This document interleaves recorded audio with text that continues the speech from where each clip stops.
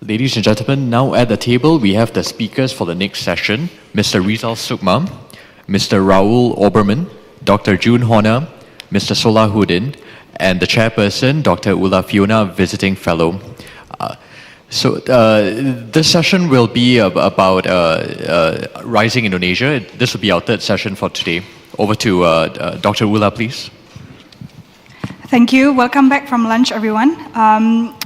To continue our discussion during lunch, we're going to talk more about Indonesia, Rising Indonesia. We have great speakers with us today. And to allow more time for discussion, without further ado, I'll ask Dr. Rizal Sukma as our first speaker to please go ahead with the presentation. Thank you. Thank you, Ula. Good afternoon, everyone. First of all, I would like to thank the ISIS, for the invitations, and especially to Mr. Tan, and also, of course, to my good friend, Dr. Yufeng.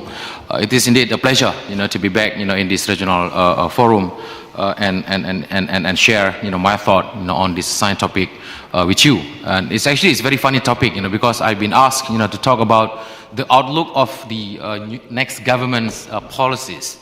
While at the same time, after we, listen to Pak Luhut, during the lunchtime, we have no idea who's going to be the head of our government next year. So, what I'm going to present is basically, pure of speculation, like any political analyst, so far, they can only give you, some speculation. But of course, at least this is, an educated, speculation. It's not like, a man on the streets kind of, speculation. So let me begin that, I think those who are familiar with Indonesia really appreciate, the huge task that we are facing in order to organize, the election this year. We will have election in April for the parliaments, both, at the national and also at the regional level. And when I look at the numbers, with regard to how many polling stations that we will have, we have, I think, 170,000 polling stations where the people go to and vote. We have 242,000 and more candidates competing, for thousands and thousands of seats, across the country. So imagine, it must be, I think, a nightmare, for the election, commissioners, in the country to ensure that the election will go forward, smoothly. But I share Pak Luhut's assessment that the election that we will have this year is going to be more or less, violent-free, and then we don't see the possibility that there would be like riots and people go and burn the polling station like what happened in Bangladesh and other part of the Asia. But of course, even though we face this a very difficult logistic challenge in organizing the April elections, everybody actually talk about and more interested in the presidential election on the 9th of July. So everybody actually I think look forward, especially Indonesian, to the presidential elections. But of course, these presidential elections depend a lot on a number of other developments or events, or factors, if you like, in the country. The first one, of course, the presidential elections in Indonesia depends very much on the result of the parliamentary elections. Here, I will just touch very briefly on a couple of possible outcomes of the parliamentary elections, and then explain why the presidential election depend on the parliamentary elections. Number one, we can assume safely that the non-theocratic parties will continue to dominate the Indonesia's political landscape during the elections and after elections. Pak Luhut gave you all these numbers during the talk, during the lunchtime, and then the PDIP, the Golkar Party, and also Gerindra, and including the Partai Demokrat, led by President Yudhoyono, I think will continue to receive a significant vote. While on the other hand, the Islamic Party, votes will continue to decline. All the best that they can do, I think, just get stagnated somewhere, between the numbers and seats that they already have at the moment. So we see this, I think, trend will continue in Indonesia's politics. Where the so-called non-theocratic party or nationalist religious party, if you like, to continue to dominate, and the Islamic-based political party, will stagnate or even, decline in terms of the votes that they will, receive. Why is that the case? I think it's quite obvious, because in Indonesia now it's a bit difficult to tell which one is actually the real religious party. The secular party is becoming more religious, and religious party is becoming more normal, in the sense that they got involved also in all sort of the political practices that other, secular parties, have been also involved in the past, corruption, scandals, and so on. So we see this, in Indonesia's politics, what I call as the mainstreaming, the nationalization of Islamic politics, but at the same time, also the Islamization of national politics. But, when that is projected into the numbers, in the elections, we see this very clear trend that has started since the beginning of democracy in 1998, that the so-called secular national party will continue to dominate.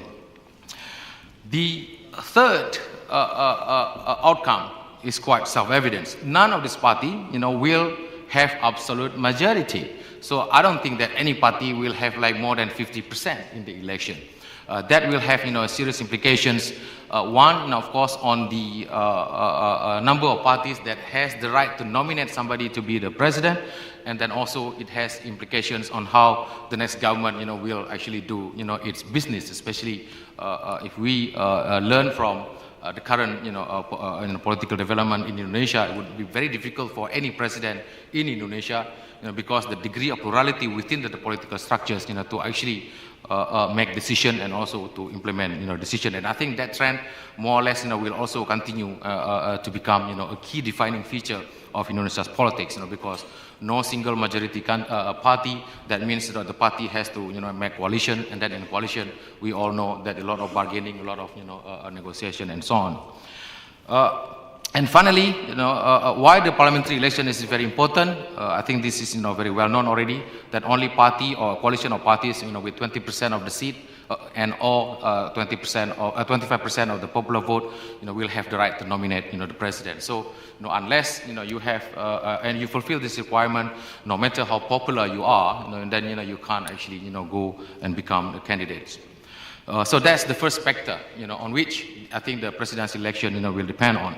The second factor is the presidential election will really depend on the intra-party struggle, especially within, the Indonesia's Democratic Party of Struggle, the PDIP, the party led by Ibu Megawati. There is a struggle basically between the so-called, the party elite, those who see themselves as the bearers, of Sukarnoism, on the one hand, and those, from outside that party elite, who thinks that, this party belongs to the people. So that's why, we want, to support the people's candidate, which is Pak Jokowi. So, but this, this struggle, is still ongoing, and then it's a bit difficult, to speculate, which, voice, will prevail, at the end.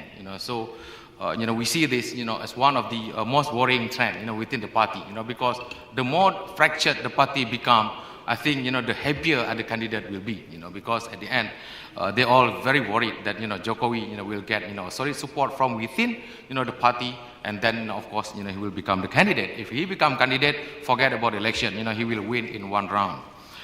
So the presidential election also depend on, of course, this is related to the second factor, depend on Megawati's personal preference and calculations. A lot of people keep asking, why Ibu Megawati has not actually nominated Jokowi, even though the surveys, all the surveys shows that if the party nominate, Jokowi before the election, and then the party, will get more than 32%. But if, the party refuse to nominate Jokowi, until after the election or before the election, PDIP will get only around 16 to 17%. So there would be like double, of vote. So that's why this, what I call this intra-party struggle, between the elite and non-elite voices within the party is becoming more and more intense, because those, who are actually running for parliaments, in the regions, they have the interest that Ibu Megawati would announce the candidacy, the candidacy of Jokowi before the election. So, they can get like additional 80 to 85 seats in the parliament. So they can basically just go and sleep, and then Jokowi effect will do the rest. And then they will get, more than like 180, 190 seats, in the parliament. But the other, I think, calculation that Ibu Megawati is making is that, if she announces it now, and then we know Indonesian politics very well, everybody will move, from her camp to Jokowi's camp, and then she'll be lonely, and then nobody basically, will try to court her anymore, and everybody will try to court, Jokowi. The third factor, I think, if Jokowi's candidacy is announced now, it still have like 6 months, for other rivals, to basically, try to undermine, Jokowi's popularity, and so on. So in a way, this strategic ambiguity is important, for the PDIP, because, it really, make everybody keep guessing. But on the other hand, there have been a lot of criticism that the whole country is actually being held hostage by Ibu Megawati, because, she has not, decided. That's, I think, the third factor. The fourth factor is really, we claim we are the most religious nation on earth. So I have to bring up this factor, it depends on God. Basically, whether God can soften Ibu Megawati's heart, and then so Ibu Megawati will allow Jokowi, to run. So let's pray together, for, this factor, because, I think the collective prayer might help to, deal with this fourth, factor upon which our presidential election depend on. Now, let me move very quickly, I will shut up after this. Let me move very quickly, to the possible implications, both for domestic politics and also the foreign policy, with all these scenarios. I'm quite tempted, actually, to try to make scenarios where Jokowi is our president, and then what kind of foreign policy that we might have. But, let me also, before I go to that, let me mention a number of difficulties that any government, especially Jokowi government or Jokowi administration, will face. Number one, of course, Indonesia's government will continue to face this problem of managing these coalitions, because like I said, even though PDIP announced the Jokowi presidency candidacy before election, they can get only like 30%. Still need a coalition partner. Otherwise, yes, Jokowi can win in one round, and then after that, what? Because the parliament have the blocking power. So he can't appoint the ambassadors, he can't pass the the budget and so on. So a coalition becomes a very important, I think, a factor for a more effective government. So managing that coalition will be a challenge that will I think any government in Indonesia face after 2014. The second, if Jokowi become president, he will face exactly the same problem that President Yudhoyono also faced back in 2009. The challenge of managing expectations is even worse, because, with the Jokowi's popularity and the widespread support for him across the board, across the age difference, across islands, and so on, I think the expectation is, will be much, much higher, compared to our expectation when we, many of us actually voted for Pak Yudhoyono. I did not put that on the record. I voted for Pak Amin Rais. That's, I think, the second challenge that, Jokowi, will face. So policy making will be constrained by that, I think, two factors. But I'm quite confident that the Jokowi government will be more decisive, compared to the current government. And then I think we can expect, a PDIP supported government will be more committed to preserve the most important treasure of Indonesia as the nation, which is pluralism. So we see this growing intolerance in the country, and then we begin to worry about it. But if I think PDIP won the election and then Jokowi become president, we can be sure that this commitment to preserve this pluralism will be very high on the agenda. Number four, nationalism will, I think, more visible. But I would say also a Jokowi administration at the same time is also pragmatic, because there have been a number of issues, when he ran Jakarta, that actually give a lot of hope. For example, he's quite pragmatic in dealing with the demand for the minimum wages, right? The decision, to actually not to give in, to the demand in November last year, I think is it's indicative of pragmatism and also the understanding about what is possible and what is not possible within that context. Even though, of course, if you run for president, probably you need to raise at least to promise to raise the minimum wages to 500%, so that will give you some political a point and score some point, but Jokowi didn't do that. And also, he's quite, I think, like Pak Luhut said, he's quite open to, this foreign assistance and also working with the foreign government. Even though, of course, we will see more so-called this nationalistic flavor, in foreign policy, but that will be defined more in terms of this old principle. And still, I think it's a very important principle in our foreign policy, which is the so-called free, and active, foreign policy. It would be difficult for any government, regardless of their ideological orientations, to actually move from that, free and active, principle of foreign policy.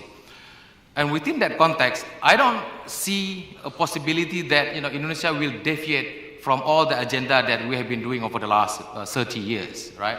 So ASEAN will continue to be, important, even though, of course, at the same time, we are quite frustrated with ASEAN because it doesn't move very fast, But, we can't actually discard ASEAN. ASEAN is basically, part of our DNA.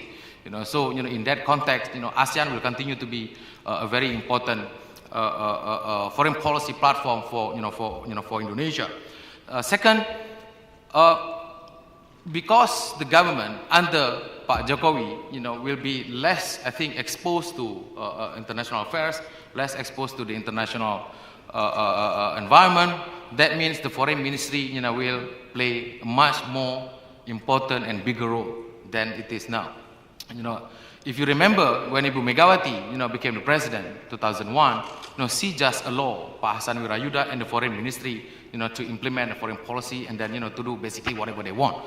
So it's good, because, it creates a space, for professionals within the foreign ministry, to continue to pursue, the agenda that they, I think, believe as, in line with our greater national, interest, a bit detached, from this domestic, political bargaining and negotiation. So in short, I don't see, any significant departure, from our current foreign policy, regardless, who is going to be the president, this year. Thank you.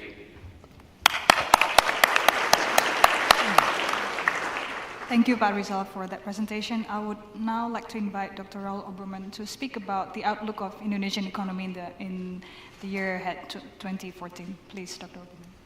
Well, thank you very much. I'm going to be speaking more from a business perspective, and I'm apparently asked to give you a view on the growing middle class and consumers and how business can win this game. A little bit of background, I'll be speaking with 3 years of experience in Indonesia. I'm also heavily biased by working 7 years in Korea. And I want to share my thoughts in two ways, a little bit on basics and then what business has to do. In terms of the basics, there are two areas, the situation we're in, the dynamics. And we've been saying it, but from a business perspective, there are three very simple things. Indonesia is big, Indonesia is very domestic oriented, and it's diverse. It's 240 million people. Within the next 20 years, we're going to add 90 million consumers. And I mean real consumers. Purchasing power of more than $5 per day. It's 3 times Malaysia. Going to just be added. So this is extremely relevant. It's relevant domestically, and it's the third largest growth of consumer potential in the world. So everybody has been here, is coming here, and will stay here. And it's diverse. At the end of the day, yes, we do speak Bahasa, but we have 200 different languages. And it still is the same distance as from LA to New York to get from one side of Indonesia to the other side. That distance has not changed. So it's big and diverse. What about the dynamics? Well, speaking a lot with business people, people will say, the outlook right now, I'm a little bit nervous. But let's pause. Let's look back 12 months. Where were we then? People were not very happy then. I had people saying, we're going to go down the drain in 2013. We all saw that the drive to solve the fiscal problem had failed.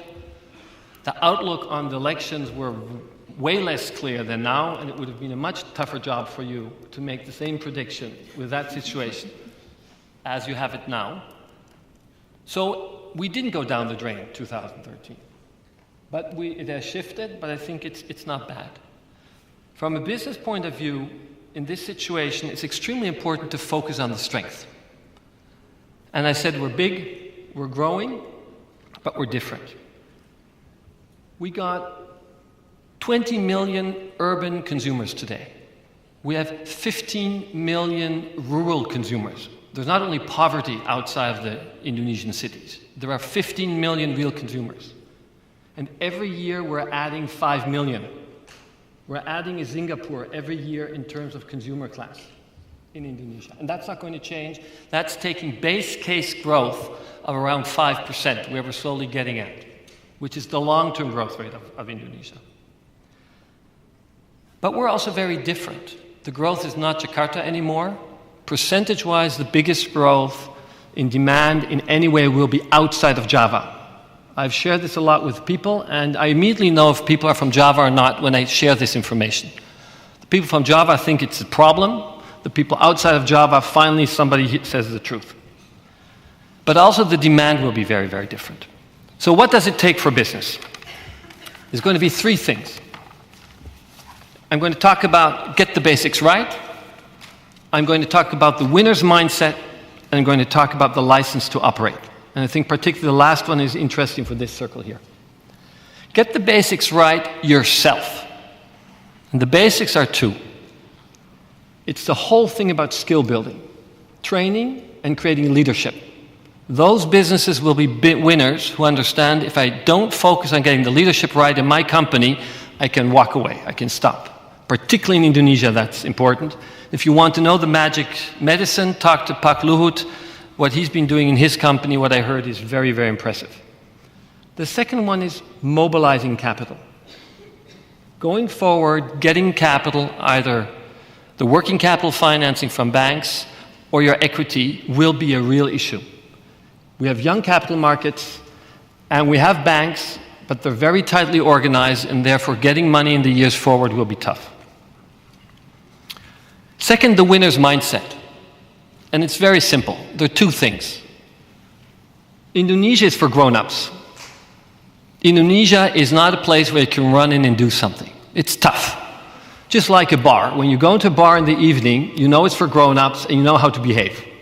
If you think it's a kindergarten, you have a problem. Same thing in Indonesia. First part of the winner's mindset. Second part of the winner's mindset, think through the cycle. Between now and 2020 and 2030, we will definitely have some economic, financial downturns. And we will have environmental downturns. There are things like volcanoes in Indonesia. There are things like big, big floods. They will happen again. The winner mindset is don't get nervous when it gets rough, be prepared. And if I talk to business people in the last 2 or 3 weeks, I already know who will win over the next years. Those that are now shitting in their pants should leave the country or stop doing their business, do an IPO and get out of the business. Sorry for my language, but I'm just trying to wake you up after lunch. The third one I think is the most important one. And many businesses in Indonesia are only getting it now, the license to operate. Some people say, yeah, we need civil involvement, we need social contract, that's true. But not only as an individual business, Indonesian businesses have to push 2 dialogues. If I have my wish list, if by end of next year there are 2 dialogues, I would love to see a public debate. There are 2. Number 1, what is the role of the private sector in democracy? Now, this is not a PhD question. This is a real question, I think, for Indonesia. Just to give you a very interesting example, you all know that the bureaucratic reform made a major breakthrough with the legislation that came out, and that's now going to drive performance ethics in the ministries. A little bit to manage that, they set up a commission to look over it. In the initial draft of that law, they said, let's get public sector in, understand that. Let's get academics in, I understand that. But let us also get the private sector in, because who really knows about performance ethics and the rough trade-offs of making that happen while you have to make money? It's the private sector. Parliament took the private sector out.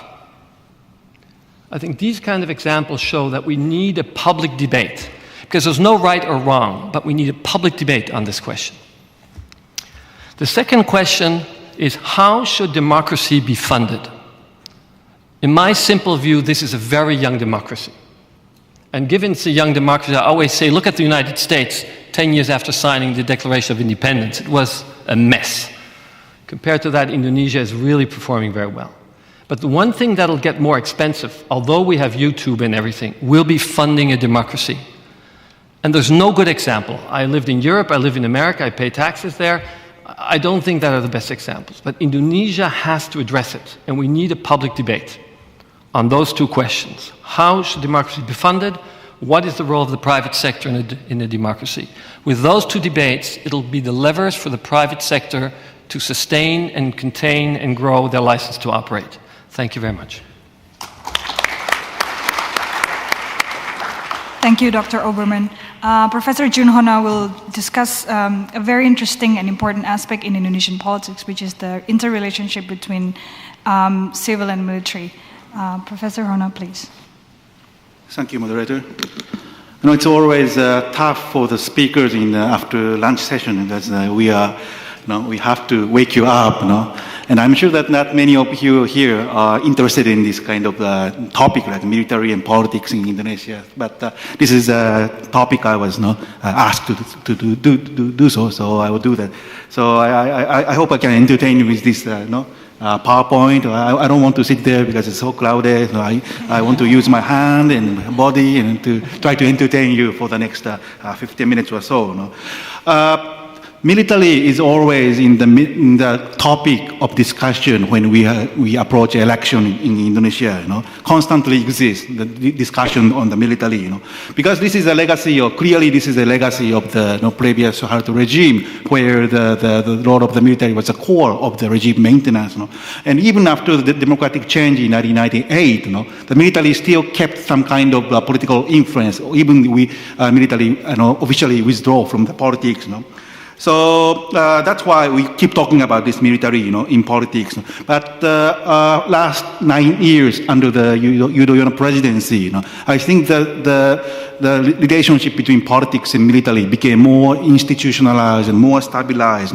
There are two factors of that. One is the Lord of the Yudhoyono himself. He had successfully established his own patronage system within the military. So he put a lot of the trusted officers in the key strategic position, and that contributed to the stability of the relationship between politics and the military in Indonesia. And also Yudhoyono didn't pressure military too much on the further radical reform of the military. So that also helped military to trust administration under the Yudhoyono presidency. But now we are facing an election, and also we are facing the post-Yudhoyono democracy. So the question is, what's going to happen in the future in terms of relationship between military and politics?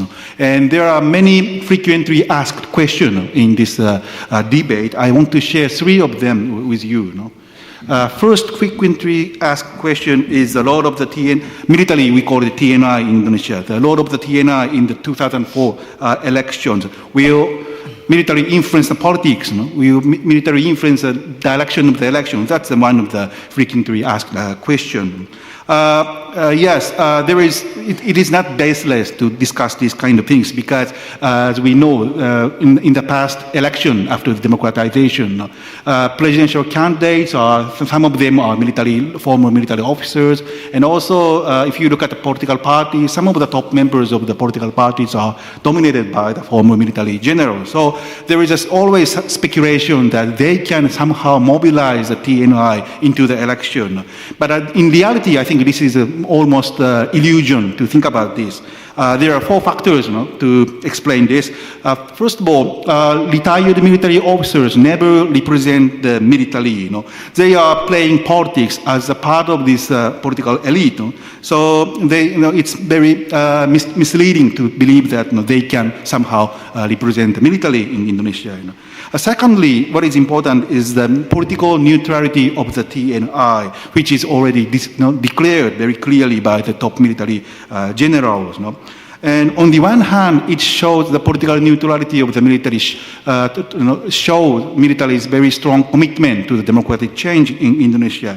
But at the same time, by declaring political neutrality, the TNI or the military can maintain its own political autonomy, we call it, and try to avoid political intervention from the political party politicians. So maintaining this autonomy, organizational autonomy or institutional autonomy, is a kind of the institutional interest of the military at this moment. Thirdly, military top elite already know that manipulating election is no longer useful. During the Suharto regime, of course, they can intimidate voters and to vote for the particular party. But if they do that right now, they can voters can easily claim to the government, to the human rights court or something. So the military knows that manipulating election is no use, no effective way to play politics. And fourthly, what is important also is that TNI vote are not so many. Soldiers cannot vote; only their families can vote. So even they can successfully mobilize TNI vote, the effect is not so big. So it's actually they know, military knows that it's not effective to mobilize a TNI vote because the number is so limited. There is no incentive for the current military to mobilize vote for the mobilize TNI vote or manipulate the electoral process. So that's one issue. The second issue we always discuss during the election is this: TNI in post-Yudhoyono democracy. Will the new government change the current civil-military relations? Basically, whoever becomes the next president, the dynamics of civil-military relation is unchanged, because two logics are working here. One is that whoever becomes the president and whoever becomes the next administration, I'm sure that none of them want to pressure too much on the military. They don't want to pressure too much on the military to do further radical reform of the military. For example, elimination of the territorial military structure, which widespread throughout the archipelago and down to the village level. So they used to have the strong pressure from a civil society to abolish this military structure, military command structure. But these days, no pressure here. So unless the new government pressure too much on the military to do this kind of reform, military keep support. I'm sure military will support the new administration, and I'm sure that the next government doesn't want to risk. Doesn't like to take the risk of antagonizing the military by pushing too much on the military reform. And even for the military, whoever becomes the president, it's okay, doesn't matter. I give you your support, but give me the autonomy. So this kind of exchange of loyalty and then the autonomy is a kind of unwritten consensus already established during the Yudhoyono presidency. So unless this consensus is kept between the two sides, civilian and military, I think the civil-military relation in the next administration will be very stable. And there is no incentive for both sides, both civilian and military. There is no incentive to change this already established power equilibrium between the two sides. Third, frequently asked question is this: what are the TNI's perspective on security challenges? Professional concern of the TNI right now, there are three things, professional concern. One is the border defense, another is the counter-insurgency, and the last is the counter-terrorism. And whatever happens to the new government, I think these three professional concerns of the military are unchanged also. Let me try to quickly look at each of these cases. A border defense, during the Yudhoyono presidency, this border defense has been strengthened by the military. And if you look at the border areas, there are a lot of new infantry battalions established under the Yudhoyono presidency. On the one hand, it contributed to the professionalization of the military, because the border defense is a real defense matter. But at the same time, the creation of these new infantry battalions also have contributed to the increase of the important strategic position for the top-ranking officers. This is very important within the military because after the democratization, military lost a lot of the important politically related position. So the promotion competition for the promotion became very difficult, and then the speed of the promotion became very slow. So there were potential frustration within the military. But by creating the new post at the border areas, that could help smoothen the promotion. So it also helped to absorb the frustration within the military. Counterinsurgency. Obviously, the major site of counterinsurgency right now is Papua. It used to be that Aceh, it used to be East Timor, but now Papua is the only site for counterinsurgency for the TNI. And this is very important for the TNI because it only provides the experience of combat operation. So military keep insisting that TNI should be involved in this problem of Papua. But however, the problem is that the military cannot alone solve this so-called Papua problem because fundamentally Papua problem is nothing to do with the military. This is a problem of political economy, of local autonomy. So here is the point where we see the potential seed of conflict between TNI and the new government. And if the new government, new administration try to exclude the military from the Aceh process of Aceh problem, I'm sure that military will resist, will try to resist against this kind of political decision, and possibly may provoke nationalism and try to escalate the war against the Papua separatist movement, and possibly they can they can legitimize they can ignore the principle of civilian supremacy, of civilian control of the military, as we saw in the case of the Aceh problem in 2003. And also, if it happens, I think it will be very difficult for the civilian administration to stop this kind of runaway train. And here I see the possible dilemma of the new administration in terms of security issue in Papua. Last issue is counter-terrorism, and I'm sure that my friend Sola will talk a lot about this. And this is also in the, we have very hot debate about that, how TNI's involvement in counter-terrorism should be evaluated. At the Jakarta's political elite almost accept the TNI's involvement in the counter-terrorism, but civil society organization and security expert basically concerned about possible overlapping of the function and role with the police. And also there is argument that the TNI and counterterrorism is not a good mix. However, in fact, the role of the TNI in counterterrorism has been institutionalized, especially after 2010, when the government established the National Agency for Counterterrorism. And there is also debate about the creation of the new counterterrorism team within the TNI. The question is how effective the role of the military in counterterrorism. I don't think there is much, there are room to play for them, because the problem of terrorism is, of course, a problem of law enforcement. It's nothing to do with the military. Military is professionally trained to kill people and to protect the sovereignty. But the problem of terrorism is how to arrest people and how to prosecute these criminals and how to bring this issue to the court, that kind of thing. So basically, this is not a job properly for the military. But TNI wants to keep involving this counterterrorism things. And I'm sure that the next government will not disturb military attempt to play a bigger role in the counterterrorism, because they want to, I'm sure the new government wants to avoid the risk of antagonizing the TNI again.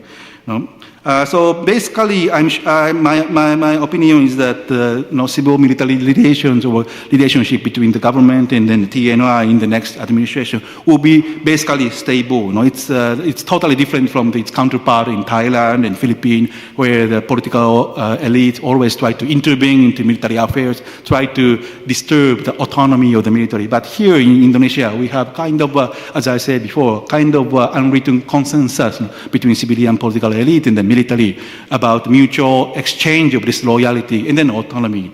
Thank you. Thank you, Professor Hona.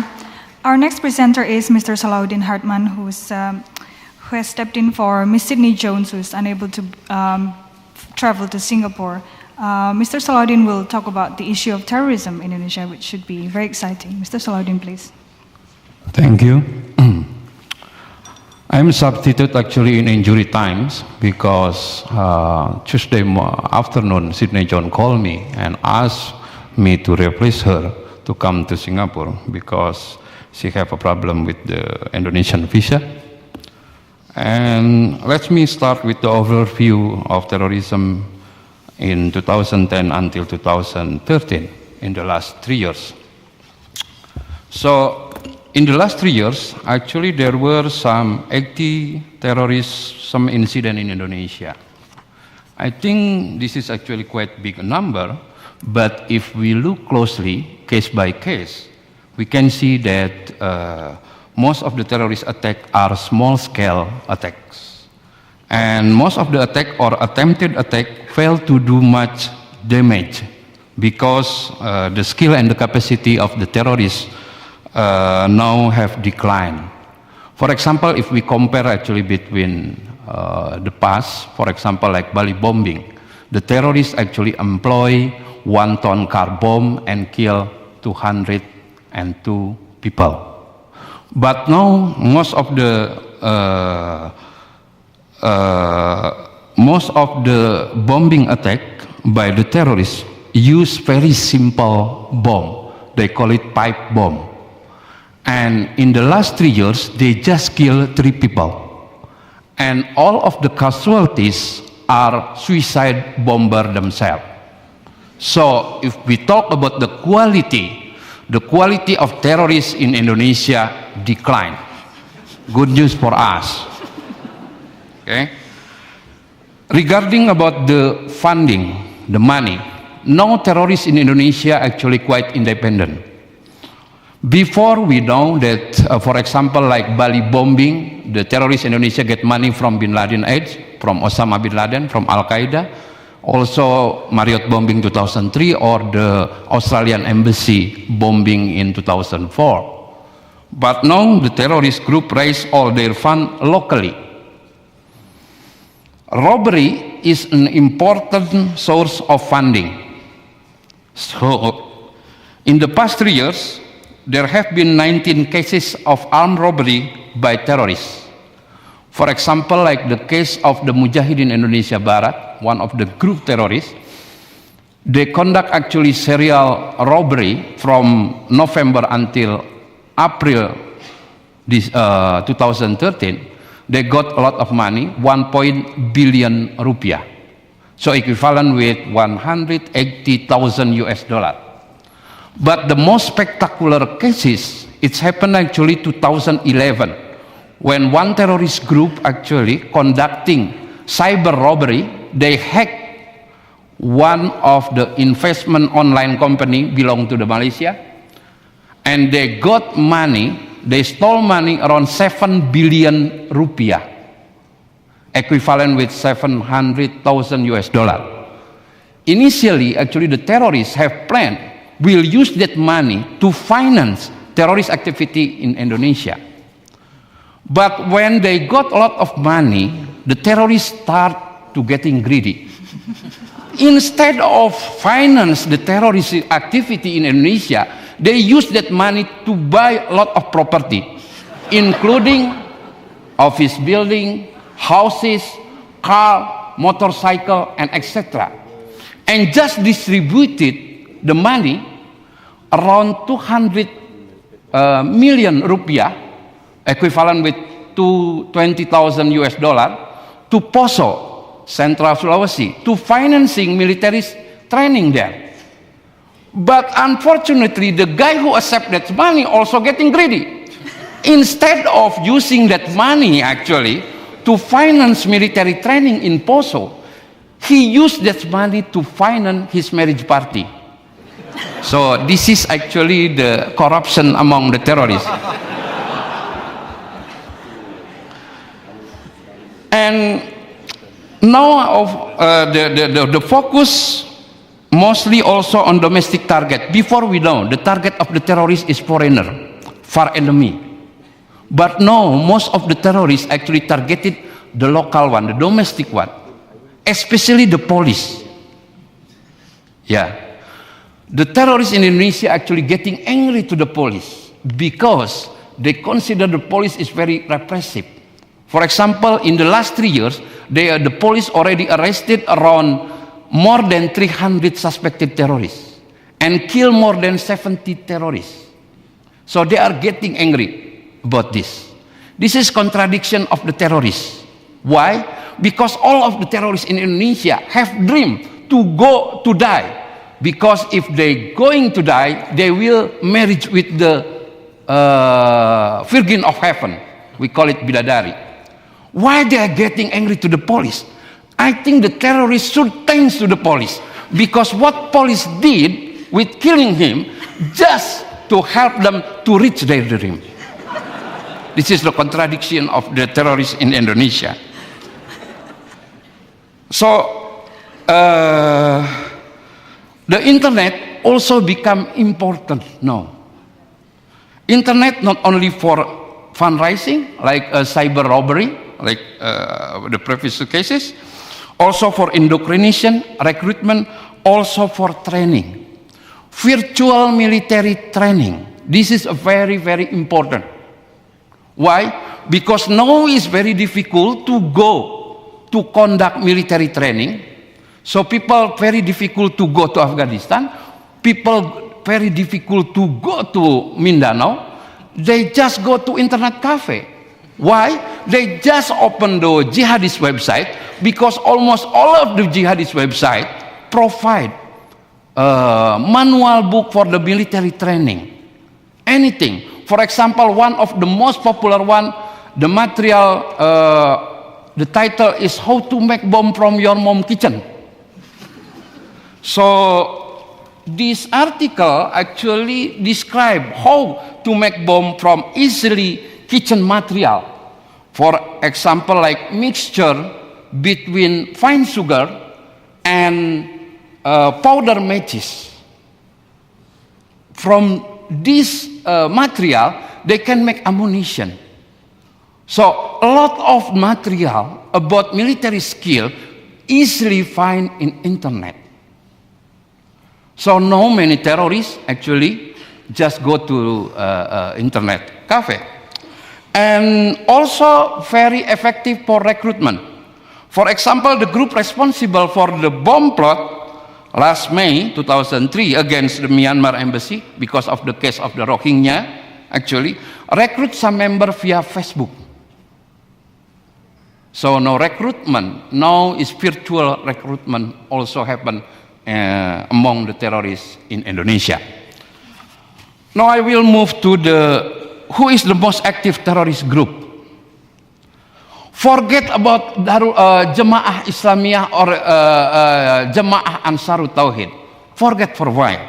Because the most active terrorist group in Indonesia now is Darul Islam Splinter Group. You know, Darul Islam is old movement. Start in the 40s and fight against Indonesian government at that time because they want to establish Islamic State in Indonesia. Until now, this network still active. And now, most of the many actually splinter group of Darul Islam active in terrorism activity. From 80 cases of terrorism in the last 3 years, 60 cases actually involving member or ex-member of Darul Islam. So forget it for a while about the Jamaah Islamiyah. Okay? And one of the most active group linkage to Darul Islam is Abu Omar Group. Abu Omar is the name of the leader of one of the faction within Darul Islam. He is the alumni of Mindanao. And this group also have very good relation with Abu Sayyaf group in Mindanao. They send regularly actually their member to Mindanao to get military training there. But Abu Umar actually already arrested in July 2011 because they involving with the plot to assassination the police and the Shia community. And the police arrested. And after that, actually, the network broke up into smaller group, including one known as Mujahidin Indonesia Barat, Mujahidin of Western Indonesia. And each of the group then recruit new member, including some member of the JAT, Jemaah Ansarut Tauhid. The new organization belonged to Abu Bakar Bashir. And many of arrests in 2013 in Jakarta, West Java, and Central Java were linked to this group, including actually the 6 killed in police raid on New Year Eve in Ciputat, South Jakarta recently. Actually, that is part of the link to this group. The second most active terrorist group in Indonesia is Mujahidin Indonesia Timur. But actually this organization based in Poso, Central Sulawesi, very far away from Jakarta. This group actually led by guys named Santoso Aka Abu Wardah. He is former GI member and also JAT member who disappointed with the jihadist organization, because the jihadist organization now just focus on dakwah, religious outrage. So after that they set up new group, they call it Mujahidin Indonesia Timur. And he is actually probably Indonesia most wanted terrorist now. But they have this group actually very small, just have member around 20 until 30 people. So very, very small one. And operation only in Central Sulawesi, particularly in Poso. The question is what happened with JI and JAT? Because actually most of the foreigners just know about terrorists in Indonesia just about the GI, Jemaah Islamiyah. Okay? Since 2007, now JI has focused more on dakwah, religious outrage. They form dakwah institution, they call it Majelis Dakwah Umat Islam, and also they set up group called the Indonesian Red Crescent Society, Hilal Ahmar Society Indonesia. No connection to the International Red Cross and Red Crescent Network. This organization actually sent a lot of humanitarian aid to the disaster area and also to the conflict area, including Syria. Until very recently, actually GI has been accused by many terrorist groups already abandoning jihad. If we look actually the video, Aceh video, in early 2010, there is a video and distributed publicly through the internet. One of the leader of the terrorist group in Aceh accused GI, criticized GI already abandoning the jihad. And some GI member actually getting disappointed with the position of GI, just focus on dakwah. Some of them leave this organization and join with the more radical organization. So what happened with JAT? The new organization belonged to Abu Bakar Bashir. Like GI, JAT also focusing more on dakwah, especially after 2010 breakup of the Aceh training camp, led to the arrest of many of its members and leaders, including Abu Bakar Bashir. It's also happened like the GI members, some of the JAT members also disappointed with this position. They leave the organization and join with the more radical organization like Mujahidin Indonesia Barat and Mujahidin Indonesia Timur. I conclude that the terrorists in Indonesia now have low capacity. But I want to tell you there are two factors that can strengthen the terrorist capacity in the future. The first one is planned release of the extremists from prison, because now there are around around 300 convicted terrorists in the prison, and between 2004 and 2016 over 100 terrorist prisoners will be free. And some of them is senior figure, and some of them also have very good capacity on making bomb. Of course, most of them actually will not a problem because recidivism rate of convicted terrorists remain at about 10%. But the problem is that there is no good system in place to assess who will be high risk after release. And also there is no good post-release monitoring in place. So this will be a problem. The second problem is Syrian conflict. You know, last November, the Syrian rebel sources announced the death of Abu Muhammad al-Indonesi. Who is this guy? This guy is, the real name is Rija Fardi. He is 2006 graduate of Abu Bakar Bashir Pesantren, Ngeruki. And now, according to Foreign Ministry Office, there are around 50 Indonesian joined with the rebellion group in Syria.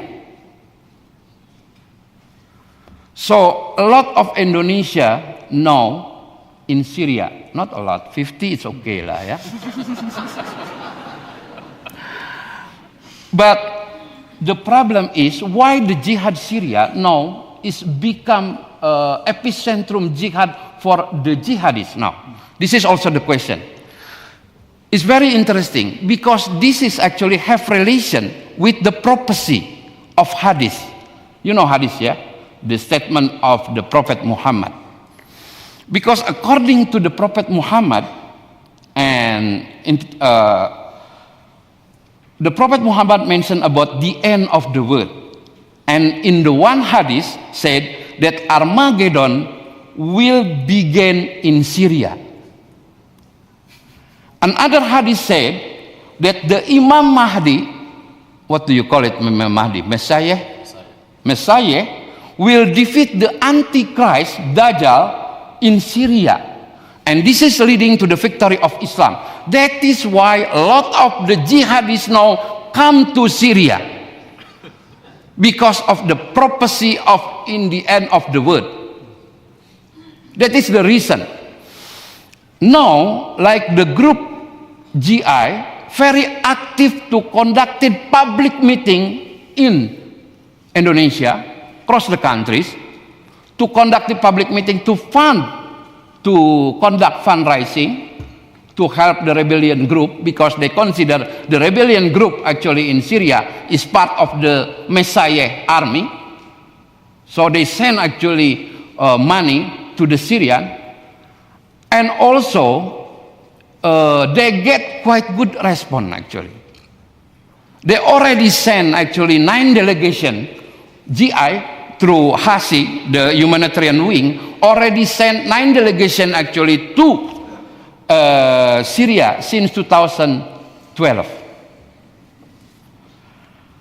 And beside of the reason of the prophecy, you know, why GI is very active to involve in the campaign about the Syria, because the campaign about the Syria actually can re-establish its credibility as the jihadi movement, can boosting their credibility.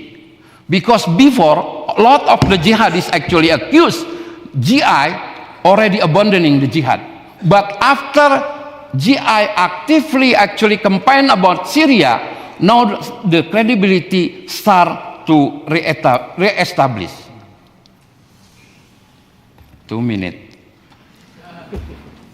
And returning Mujahideen or Indonesian Mujahideen come back to Indonesia will be a problem. Indonesia already have experience with the Afghan veteran. When they come back to Indonesia, they bring the leadership, they bring actually the network, they bring the skill, and they already exposed to global jihad. So I think the Indonesian government need to prevent the Syria cases. Finish it. So in conclusion, terrorism is not necessarily fading threat. even if capacity for the moment is low.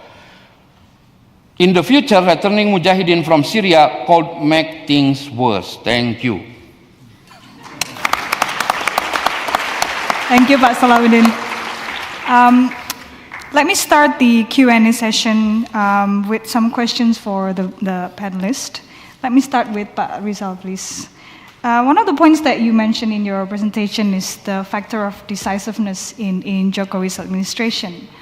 Can you perhaps elaborate a little bit on that? Because in the grassroots, I think it's actually his deputy, it's Basuki Cahayapurnama or Ahok, who's seen as more decisive, talking to the bureaucrats in such harsh tones, while Jokowi is more the halus or the soft one. And also, in fact, if you talk about decisiveness, even SBY, who has a military background, has problem with this, as we all, as Indonesian, can appreciate. Can you talk a bit more about, how do you see his administration will be more decisive? Please.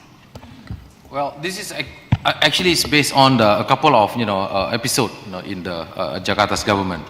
The previous governor, for example, for 5 years, tried to decide, whether, to give the MRT project to the Japanese, to the Chinese, to the Korean, back and forth, Korean, Chinese, Japanese, Korean, Chinese, Japanese. 5 years, couldn't make a decision. All right, Jokowi, 2 months, just decided, just divide into two, one part to the Japanese, the other part to the Chinese. So it's solved, and then the construction started actually last October. So even though we know actually a lot of vested interest in this issue, but at the end he was the one who decided actually, because the decision is his. So that's demonstrate even in the very difficult on the very difficult issue he managed to decide. But of course there would be some people who get disappointed and so on. But I think the ability to make decisions is more visible. I mean more evident. With Jokowi rather than with President Yudhoyono. It's a bit too early, to see how, for example, Jokowi, will face a greater challenge as a national leader, because Jakarta is more or less, it has one, unique, characteristic of big, big city. But on the other hand, there is a very strong, I think, goodwill on the part of the public in Indonesia, that will allow Jokowi to make decision, and then people will give the benefit of the doubt. So that I think will strengthen his capacity to be more decisive. I mean, if you look at how people respond to all negative comments in the the internet towards Jokowi, it's actually interesting on one part, but it's also worrying on the other, because we also see what I call as the cyber authoritarianism. Once you criticize Jokowi, and then millions of people will come and bully you, in the internet. But nevertheless, that will, create this space, for Jokowi to be decisive, because people will allow him, to carry on, his decision, in order to implement, whatever he decide. That's we don't see, in the current, government. The third factor, I think there is the personality different here. President Yudhoyono is somebody who actually really, genuinely interested in creating harmony. He wants to please everybody, but at the end, nobody is pleased. Thank you, Pak Rizal. Dr. Oberman, may I turn to you, please? As we know, the rupiah has hit its lowest point actually 2 days ago. What do you think will be the short and long-term impacts into Indonesian economy, especially as you mentioned, we have a large consumer class? How detrimental is the rupiah slump for Indonesian economy? Wow, I thought you would ask me an easy question. For the consumers, frankly, for the economy as a whole, and we see it in Europe, the ability to be able to let the currency devaluate, particularly in a democracy, is a great way to deal with issues if you don't get your labor productivity up. One of the issues in Indonesia is labor productivity is not increasing as fast as we're bringing up minimum wages. So it's a very natural consequence that then an exchange rate adjusts. Secondly, I think over the longer term, having the currency go down is not bad. And even if it hits 15, people don't like it because of their memories, but memories wait. And I think that's important. In the very short term, very practically, if it goes down further, imports are hit, so prices go up, we have an inflation question. But frankly, if we really look at what the imports are, it's not all tomatoes and Gucci bags. Most of it is investment into the productivity sector. So from that point of view, I think it's slightly exaggerated. We all are afraid of the 98 case, where the Koreans pegged their currency, they wasted their reserves, and whoop, everything went down. We're not in that case anymore. Indonesia is, in the world, one of the best balanced in terms of debt ratios, and people know that. Thank you. Thank you. Professor Hona, now can I turn to you? If Jokowi runs and wins, he will be the first popularly elected president without military background. How would you see the military react to this? Thank you. Well, thanks for the question. Well, at this moment, the relationship between Jokowi and then top military elite in Jakarta level is very good. No? They cooperate each other in float operation, anti-float operation, and so on. So daily base, they have a good communication with each other. So they start to try to understand each other, how we can cooperate, And as someone said, Jokowi is enough, I think, pragmatist. And it is very risky to antagonize the military. So he understands this political risk of antagonizing military. So I'm sure that they can try to have more harmony instead of competing each other in terms of power. Okay, that's very reassuring. Thank you. Pak Salahuddin, can I ask your opinion about the recent crackdown on New Year's Eve? There's a terrorist cell group in Ciputa, Jakarta that's being raided by, I think, Densus 88. Yeah. Can you tell us maybe a little bit about what kind of support that the Densus 88 is getting, maybe from the government, from the Indonesian government, or perhaps from overseas government, because they have been, they've had pretty good track records in their operation so far. Yeah. Can you talk a bit more about that? What sort of support are they getting from domestic and also international force? Yeah, I think Densus 88 is one of the best actually anti-terror unit actually in the world, according to the Times magazine, because they are really good actually. And one of the key actually why they are really good actually, the police actually get help from foreign countries, especially to improve the capacity building of the police in Indonesia, especially police to handle the terrorism cases. So most of the member of Densus 88, for example, got a lot of the training. For example, like the training on intelligence detection. They are really good.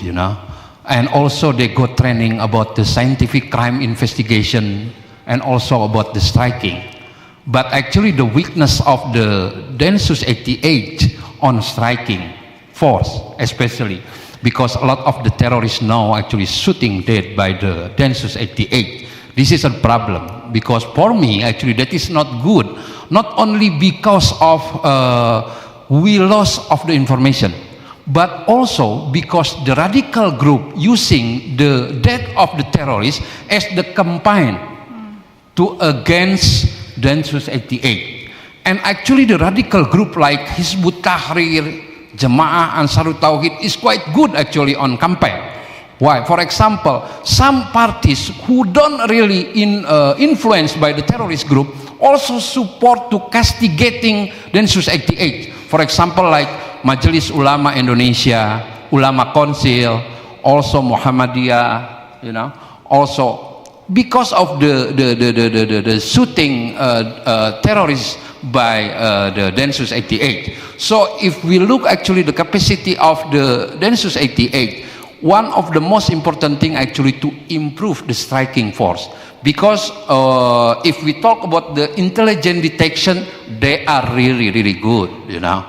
I have actually because regularly actually I also teach at Jesilek, and I meet actually some of the member who got training actually on surveillance, something like that, and they are really good actually.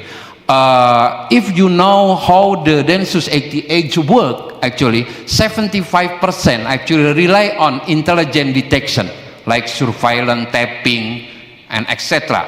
And 20% rely on scientific crime investigation like CSI, and 5% on striking force, you know. And the key success of the Densus 88 is intelligent detection actually, and that is why I never agree the military involving on combating terrorism, because the problem with the military in Indonesia now, they don't have any capacity in intelligent detection and also scientific crime investigation. The TNI just have capacity on striking force, but if you look the process to arrest the police, striking force, just the portion of the striking force only 5%. So yes, the Densus 88 actually get a lot of the help from the foreign countries. Thank you, Pak Solah. I would now like to invite questions from the audience. Please, please state your name and institution briefly, and please keep your questions brief.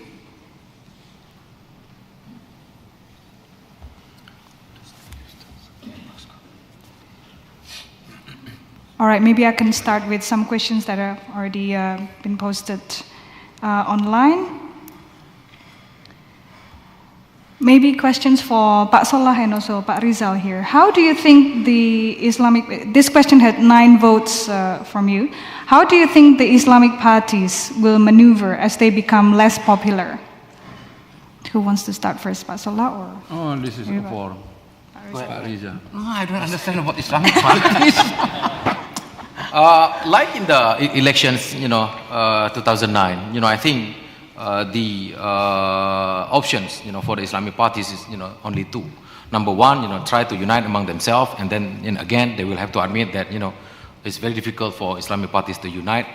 Then they will abandon that idea. Now, some politicians, already start talking about forming the so-called the central axis again. Try to bring all the Islamic parties together and then try to come up with the candidate of their own.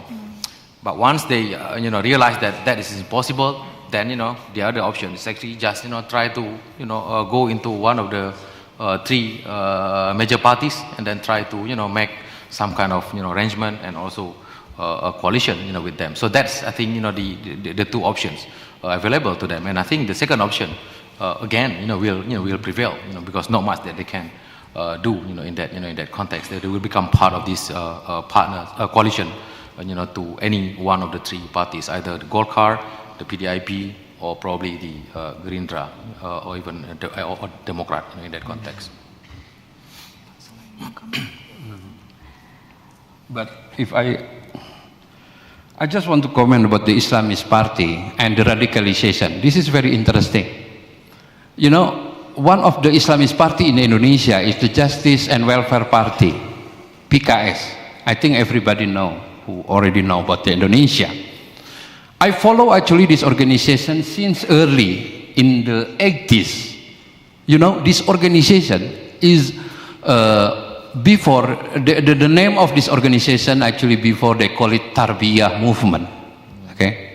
It's very interesting looking the evolution of this organization. This movement is become Islamist party. If you look actually met with the member of this organization in the 80s, you cannot imagine. Why? Because most of them actually very radical at the time. In the 80s, they consider Indonesian government as the Tawhid, the infidel, because the Indonesian government at the time didn't apply Islamic law. So they have idea similar with the jihadists now. Even they also send their member to Afghanistan, like the former president of PKS, Lutfi Hasan Ishak,